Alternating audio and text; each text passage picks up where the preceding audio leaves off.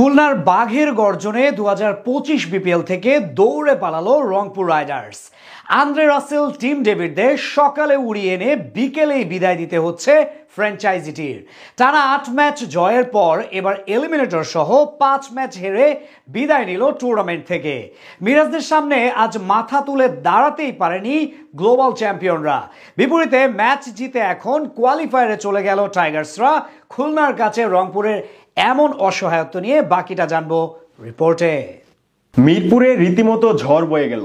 শীতের আকাশে এমন ঝড় এবারই প্রথম দেখলো বিপিএল ভক্তরা। তবে সেটা আন্দ্রে রাসেল কিংবা অজি পাওয়ার হিটার টিম ডেভিডের ব্যাটিং ঝড় না, সেটা ছিল খুলনা টাইগার্সের বোলারদের তাণ্ডব চালানো বোলিং পারফরম্যান্স। আজ মিরপুরে প্রথম এলিমিনেটর ম্যাচে মাঠে নামার আগেই দুই দলের একাদশে আসে বড় রদবদল। রংপুরের হয়ে মাঠে নামেন 3 বিদেশি জেমস ভিন্স, আন্দ্রে রাসেল ও টিম ডেভিড। অন্যদিকে খুলনা টাইগার্সের জার্সি গায়ে আসেন 2 ক্যারিবীয় তারকা শিমরন হেটমায়ার ও হোল্ডার। নামের ভারে শক্তিশালী একাদশ নিয়ে নামলেও টস জিতে ব্যাটিং এ এসে বড় বিপদে পড়ে রংপুর রাইডার্স। ইনিংসের প্রথম ওভারের ঠিক দ্বিতীয় ডেলিভারিতেই 2 ওপেনার জেমস ভিন্স ও সৌম্য সরকারের মাঝে ভুল বুঝাবুঝির সৃষ্টি হয়। এরপর মোহাম্মদ নওয়াজের থ্রুতে রান আউটে কাটা পড়েন সৌম্য সরকার। তিনি ফিরেন কোনো বল মোকাবিলা না করেই। পরের ওভারেই প্যাভিলিয়নের পথ ধরেন রংপুরের ইংলিশ ওপেনার জেমস ভিন্স। 7 বল খেলে মাত্র 1 রান করে তিনি ফিরেন নাসুমের হাতে ক্যাচ দিয়ে। ব্যাটিং অর্ডারে পরিবর্তন এনে 4 ও 5 ব্যাটিং করতে আসেন শেখ মাহাদি ও মোহাম্মদ সাইফুদ্দিন,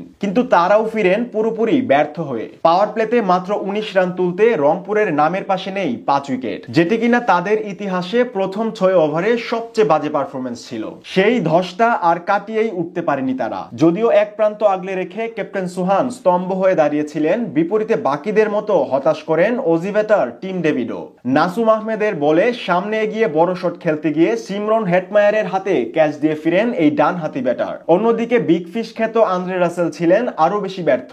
9 বল খেলে তিনি বিদায় নেন মাত্র 4 রান করে। শেষ দিকে অবশ্য কিছুটা লড়াই করার চেষ্টা করেন আকিব জাভেদ। তার 18 বলে 32 ও সোহানের 23 রানের উপর ভর করে 85 রানে অল আউট হয়ে যায় রংপুর রাইডার্স। জবাব দিতে নেমে শুরুতেই অধিনায়ক মিরাজের উইকেট হারায় খুলনা টাইগার্স।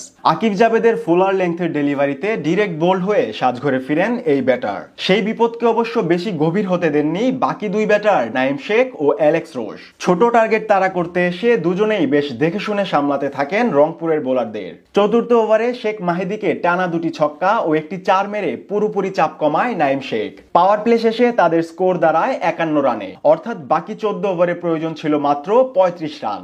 অল্প ব্যবধানটাকে আর বড় হতে দেননি খুলনার বাকি ব্যাটাররা। বেশ সহজেই পৌঁছে যায় জয়ের বন্দরে। অন্যদিকে এই ম্যাচ হেরে টুর্নামেন্ট থেকে বিদায় নিল রংপুর রাইডার্স। প্রথম 8 ম্যাচ জিতেও দলটার অবস্থান হলো 4র্থ স্থানে। বিপরীতে জয় নিয়ে খুলনা চলে গেল দ্বিতীয় কোয়ালিফায়ারে, যেখানে জিতলে চলে যাবে সোজা ফাইনালে।